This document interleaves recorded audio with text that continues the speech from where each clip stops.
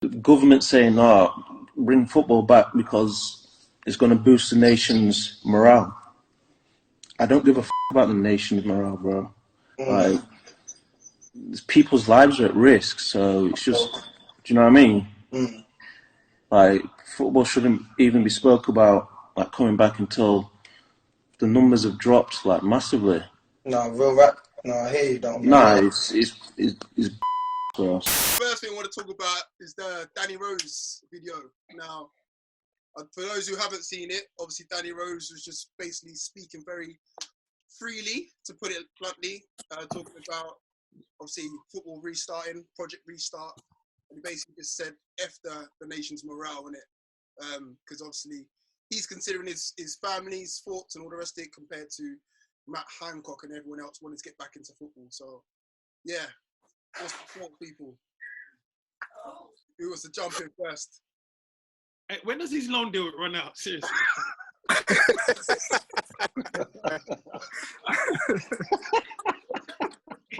He needs to go already, man. Seriously.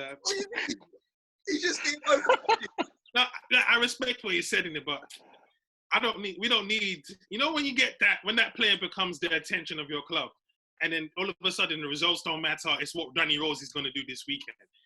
We don't need any more of that. Plus his agenda against us as well, so it doesn't help.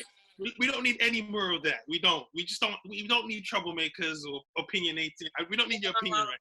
For me, I thought you'd be pro Danny, man. I thought, come on, think about it. I know. He's not a Newcastle player, you know. He's on loan. I owe him no loyalty. So you're doing him like that, then? Yeah, you're just like, nah, that's it. I know what you said in it, but let's be honest, man. First of all, if we get a takeover, we need the Premier League back this weekend. In my life. So what he's saying is no football until the corona goes, bruv. I can't really ramp with that. No, but think about it. Put yourself in his shoes. Like, imagine if you've got a family. I'm on 80 grand a week. Yeah, talk to me. See, look, I did it.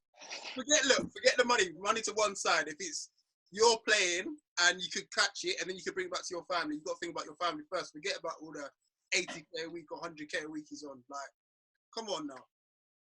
And them men are organising sex parties in their spare time right now.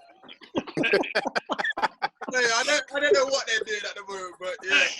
It's not that deep, you know. Them men are not taking this seriously at all. Like, seriously. I had this conversation with the guys on the group chat. Obviously, they know my opinions of it. And I don't really see where Danny Rose is going wrong, to be honest. He's only saying what most people are thinking. Yeah. But at the same time, I do get the other side of the coin as well. Yeah. Okay. Look, I'm not saying what he's saying is wrong. I'm just saying, not for Newcastle, innit? You know what? I think Danny Rose has always had issues, isn't it? Like, he's had issues with, like, depression and mental health and all that. So I think he's just an angry guy. He's always angry. Like, I've never seen him happy or smiling. Even on the pitch, he's angry. Bro, yeah. I didn't even want him. I didn't want him because of that. Like, he's too temperamental. I don't know what it is today, innit? Look, Danny Rose is only saying stuff that other people have said. Like, Troy Deeney's come out and said stuff like similar to that. Mark Noble's come out and said stuff similar to that. But obviously, because Danny Rose is one of our players and he did it first, like, he's the one who's basically taken the arrow first, isn't it? But Clinton, though, it's the way, and I've said it before, it's not what he's saying is wrong, because it's not. And I agree with him. And I think most people do. It's just the way that he says it. And I use the example of, and this is before Troy Deeney came out and said what he said. I use the example of Raheem Sterling, because Raheem Sterling has come out and said something quite similar. But the way in which he said it and the way in which he's worded it and how he's come across has not got the same backlash as what Danny Rose has said it. Danny Rose has said it on Instagram on some random chat conversation with some next guy. He's recorded it and then it's just gone viral. It's not really what you would expect a professional footballer and an England international to. That's not how you would expect him to respond and talk about it, particularly an issue that's quite big in the country at the moment. And in particular, the fact that the media haven't got anything else to really talk about. They've got the takeover to talk about. And then anything else that pops up that's any relevance to sport whatsoever, they're going to jump on it. So, but he would know that. He would know that, and you know, he's been media trained. If he's played for England, he's been media trained. They all are at that level. And to be fair, at Premier League level, they probably are as well. So he should know that. But like Emeka said, like, he's had mental health issues. You know, he is in general an angry guy. I just thought because he just wasn't happy with life at Spurs. I just got that impression. But actually, he's come to Newcastle. He seems exactly the same. I mean, his first interview for us was just the most boring 8 or 9 minutes I've ever listened. Yeah. Because it was just monotone. I didn't want this. But he's got ability, and you know, and you think, you know, coming up north, which he's a northern lad, Yorkshire lad. You thought coming further north, he might feel a little bit more relaxed, a little bit settled. He hasn't, and that's my issue. Going back to the main point, it's how he's come across. It's how he said it, which I have the issue with, not necessarily what he's saying. To be fair to him, I think since that's happened, he's come out and said, look, I might have said it wrong, but my sentiments are still the same. So although he did come out with that outburst, I think he's now kind of retracted it a little bit and said, instead of saying F, you know, the nation's morale, I should say that. It's keywords. If you come out like that, the nation's morale. I think he's let his passion get through a bit too much. Yeah. He let that the guy's override 28 him. years old. He's 28 years old. He can come out and say, "Oh yeah, you know, I shouldn't have said this, I shouldn't have said that, or I could have reworded it." But like I say, he's 28 years old. He's an England international. He's been playing football for years now. We're not talking about an 18, 19-year-old lad. Yeah. You know, if this was a Matty Longstaff, 19 years old, okay, you maybe inexperienced, fair enough. But you're talking about a guy that's 28 years old now. You know, if he's not getting it right now, he's never going to get it. And that's just my opinion. He's not going to get it right now. He's not going to understand when it's appropriate to say certain things and say it in an appropriate way for a professional footballer. He's not. He's just not going to. He's not going to get it. I don't know if you guys have been watching the Jordan documentary on Netflix. Yeah, man. Check it out. No, I haven't seen it yet. After a while, you just can't talk to the media. They're just gonna miss. Like, take your words and just use it against you. So after a while, you just say the sound bites. Like, you don't need to talk. And like he said, 28, you know, like, you should know by now. You're an England international. Just don't talk, especially in the World Cups as well. Remember, see Dele Ali, how it was just one incident after the other. And you're like, fam, are you quit?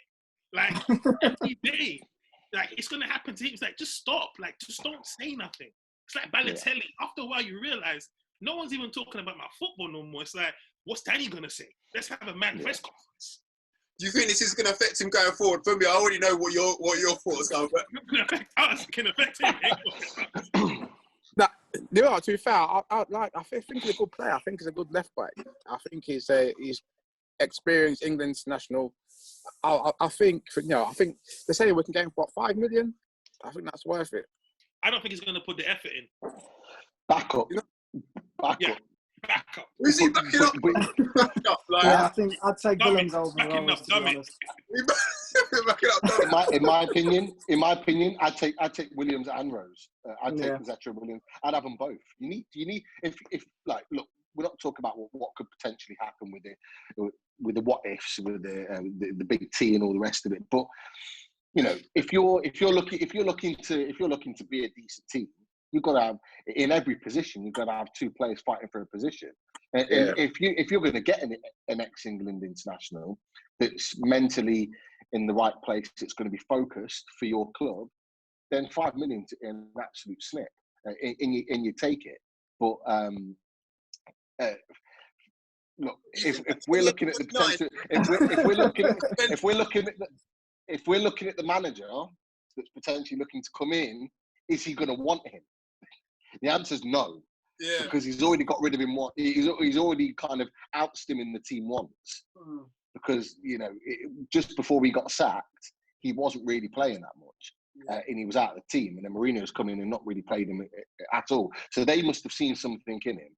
So, you know, you've got to think about that as well, long term. He must have that in the back of his mind with what he's seen in the papers and in the news. But for me, he wouldn't be my first choice left back. I think there are better left backs out there, younger, better quality, hungrier players, you're basically buying them for the England quota for your squad. And experience, basically, as well. Yeah, only an English manager would keep Rose. If we got an English manager, we'll keep him. A foreign manager, he's out. Yeah. God, you're a hater for me, man. Why are you hating on him, man?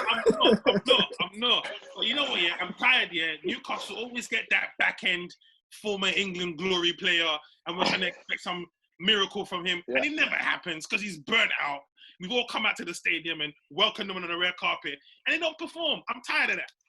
Well, it's not even that, because they know they're a big name. They can suddenly chill in a mid-table sort of team. Nah, we can't keep doing it. We can't keep doing it. They just come.